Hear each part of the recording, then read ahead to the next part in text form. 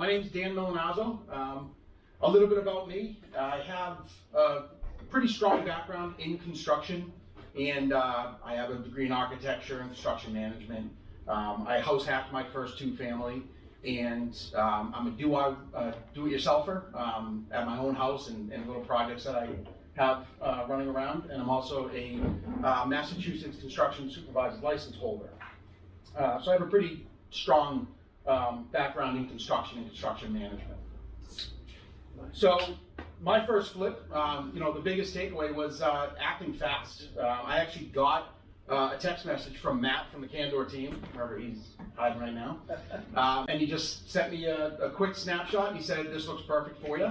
And Gardner was literally on the absolute outskirt of my target area, but it was in my target area, so I couldn't not look at it. Not knowing the market that well, I had to ask him, what do you think the ARV is? Because he knows that market a lot better than I do.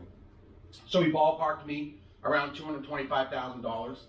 And with that, I did a little digging and just made sure, because you don't want to just rely on that. You want to trust but verify. Do your own research and make sure that you do feel good about that number, because it's going to drive everything else. And literally, that's all I had to go off of. I had that street view image and that little blurb of the property. That's all that was on the listing. There was no other information. And I wanted to act fast. I asked Matt, can we get in there today? He said, I'm going to find out. They wouldn't let me in. They said, you can see it over the weekend if you want to.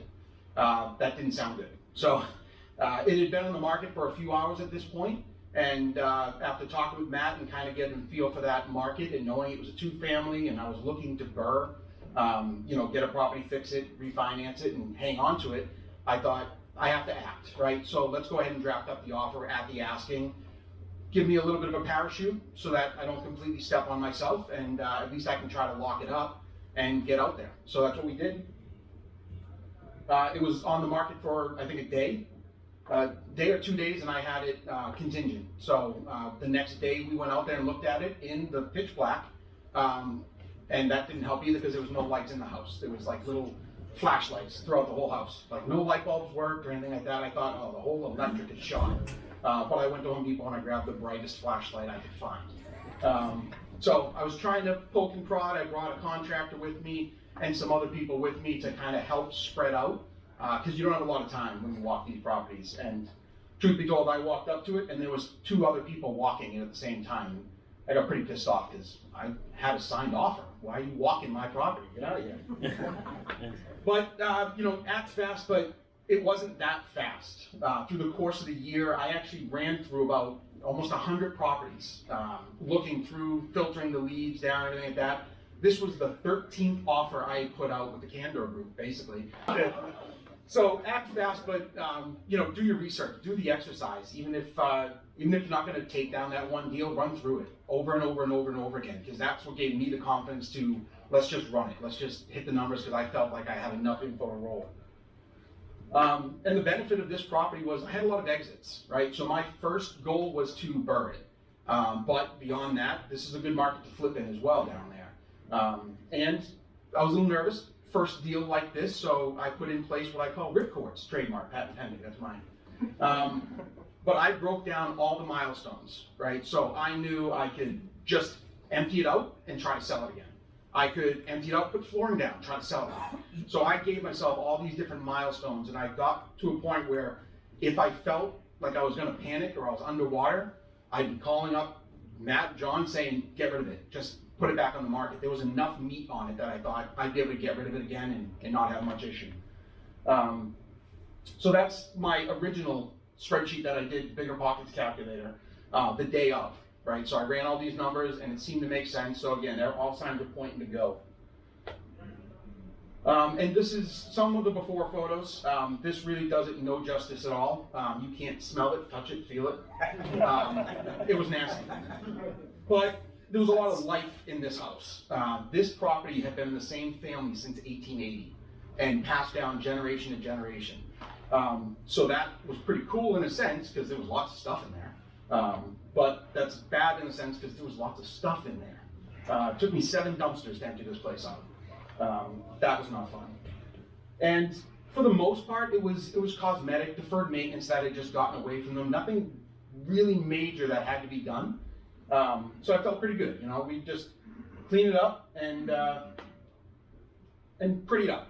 Put it back on the market. So I did the flooring, I did the walls, I did all new electrical. That was a big thing in there because it was all knob and tube. But ideally, it was a good first flip, being mostly cosmetic stuff that I did. And one of the things I actually employed here was, this was old plaster and lath. And I don't know how many people are familiar with that, but plaster and lath sucks. You poke one hole in it and it just crumbles. So we went through, probably 1,000 plaster buttons trying to keep the wall in place. And then with all the hairline cracks and the defects in the wall, we actually went over the walls with wallpaper liner. And it's a thicker wallpaper. It's intended to go horizontally so that you can put it behind your wallpaper to hide defects in the wall. Gives you a better product on the wallpaper side, but it also does a decent job of hiding defects in plaster and gives you a nice surface to paint on. And I think it came out really good here. I didn't change the tub. There was a lot of stuff in the top floor unit. Again, old house, so it had a nice ceramic sink and clawfoot tub. I just had those reglazed because they didn't want to get rid of those. So moving on to the good and the bad. The good, I saw value in converting the first floor unit, which was 2 bedrooms, converting it to having a third bedroom. And it was an older layout where it had a dining room and a den that was kind of combined, but it had a big kitchen. So I felt the kitchen's big enough to be an eat-in, so we could take that other den dining room area and turn that into another bedroom. It didn't have a door, but the good thing was the living room for some reason had a door on it. And again, just trying to repurpose some of the parts and pieces in the house because you can't match these things. So I was able to take that door, shave it down a little bit, and put it right in the opening of the new bedroom.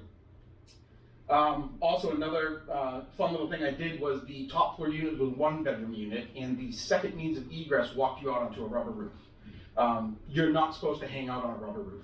Have a grill out there, have chairs out there. Tony, you know this. You don't put certain things on a rubber roof. You'll go right through it. And that roof was in bad shape. So I took care of the roof, and then I put a rubber paver deck system up there with a railing. So I added outdoor space. Now you could use it. You could put a grill out there if you really wanted to, and you could put a chair out there without worrying that you're gonna land in the unit below. So that was a nice feature and made the smaller upstairs unit a little bit bigger and more attractive to rent. I redid all the wiring, making it easy for a mass save opportunity for the buyer. And I don't know if anybody knows this, but the market's been appreciating. So that's good. That helped me tremendously. And the vintage stuff, again, I love this stuff. That first flip, I brought my family down there to kind of help me clean out some stuff. Every one of them went home with a memento. I've got copper tea kettles from Sweden, 1920 at my house right now. And if anybody wants a mink fur coat, let me know. I might know where there is one. And the biggest thing that came of this was the experience, right? I told myself for 15, 20 years that I was gonna do a flip. And there was one reason or another, I just kept coming up with excuses why I couldn't. So I did it. The bad, the plumbing. Plumbing was not great. But after having really hard time getting plumbers out there to price it and get into my schedule, we tested it. All the plumbing seemed to be okay, so I thought we're just going to go with it, right? The plumbing doesn't seem to need replacement, and we're not changing the plumbing around. We're not doing a bunch of plumbing work, so we're going to leave it. Unfortunately, some of the shut-off valves, which had never been exercised, decided to start leaking on me as I was doing the project. And I'm a do-it-yourselfer, so I repacked the same valve probably 7 times. Not fun. But the problem was if I did too much of the plumbing, it would trigger an upgrade. I'd have to bring everything up to code. And at that point, I had basically finished most of the work in there. So if I had to rip everything open and redo the plumbing, that would have killed me. It would have been $20,000, $30,000 to redo all that stuff over again. The thing that got in my way was my do-it-yourself mentality. I felt that if something was too small for the guys to come back and do, because both me and my crew that went down there, we're from up here. This isn't like an hour and 15-minute drive, hour 20-minute drive for me to get down there. So they didn't want to go down and do little things. So I decided I'd give up some weekends, I'd go down there and do work. Unfortunately, one thing turned into 10 things, turned into 20 things, and my list just never stopped. So it came to a point where I needed to, figure out what was good enough, right? I need to take a step back, realize I'm not moving into this thing. Is this something that somebody could live in comfortably and enjoy? So I took that as a step back, and I was able to take my list down. Unfortunately, we had a little appliance fiasco with one of the new refrigerators I put up there. It decided to not work, and it was under warranty, so I figured it wouldn't be a problem to get it taken care of before I closed. And I had a lot of interest when this thing went on the market, and we had it under agreement pretty quickly. And one of the things that they wanted was a working refrigerator, and don't blame them. So I put in the warranty call and tried to process all that, and still dealing with it. I may end up having to replace the refrigerator. Now the deal's closed, it's long done, it's not my property anymore. But this is still my problem to try to solve for the buyer. I don't know if legally I need to, but I want to fix the fridge. Now the real fun, that was the good and the bad. And now the oh shit. I don't know if you're familiar with that, but that's a stop work order. I pissed off the inspector. 95% of the stuff I was doing in this property was cosmetic, right? I mean, you don't need a permit to do flooring and paint the walls, all that stuff. I don't need a permit for that. But those stairs got me in trouble because the stairs that were there looked exactly like that top left picture. The only difference was there was a giant hole in the top of it, and I almost killed myself going in and out of the building. So the very first thing I had my guys do was rip the stairs down. I don't want anybody getting hurt on them. Tear the stairs out, we'll block the door. Shouldn't have done that, because having a house with no stairs on it and a dumpster in the yard for a couple months starts to raise questions. So again, 90% of the stuff I was doing in the house didn't require a permit. Electrical did, that was permitted, no problem there. But these stairs, when I was going back out, that stop work order is dated March 23rd. And that was my last weekend. I bought this thing in December, and end of March, I was looking good to put this on the market in April. I was gonna beat my timeline. I was feeling good, feeling high, I was great, and I got that. So Monday I called him, found out that he didn't like the stairs because there's open risers, and he didn't trust that I had enough of a footing underneath the deck. The deck is on a concrete slab, but I did not dig it down. So he made me dig it down and find out how thick it was. Not thick enough. So I had to rip the stairs off, rebuild them, break up the concrete, and put a 4-foot footing in. But after not being available to come out and look at it, eventually we got him out there. That one set of stairs took me about a month and a half to get signed off. And when he came out, he was happy. He's like, yep, stairs look good. While I'm here, what are you doing about the side stairs? Are you kidding me? You couldn't have brought that up when you shut me down for the front steps? The bottom left picture there, you see, all I did was change the railings. But again, I touched enough of it that he said, bring them up to code, which includes a landing and extending out the stairs. And that's when he informed me that my lot is a legal non-conforming, and if I move my footprint at all, I need to go talk to zoning. Yeah, that, not fair. So, thankfully. I know this movie, I know how it ends. Yes. Thankfully, I took a step back at this point and let my contractor, who could separate himself from the whole thing, have a one-on-one with the guy, and we were able to sort it out. And that's your new set of stairs. And the other thing he tried to nail me on was this concrete set of stairs, which I definitely didn't do those. But that top step was about 3/4 of an inch too short compared to code. And he said, well, you have to change it. And I was able to make the case that that is a different assembly. They're not attached. Concrete, wood stairs, different system. So he let that one go, thank God. But that took 3 months of my life away, dealing with these stairs. I was ready to go to market. I was calling John saying, let's go. And then that happened, so that hurt. But I don't know if you know this, but the market's been appreciating, so that actually worked.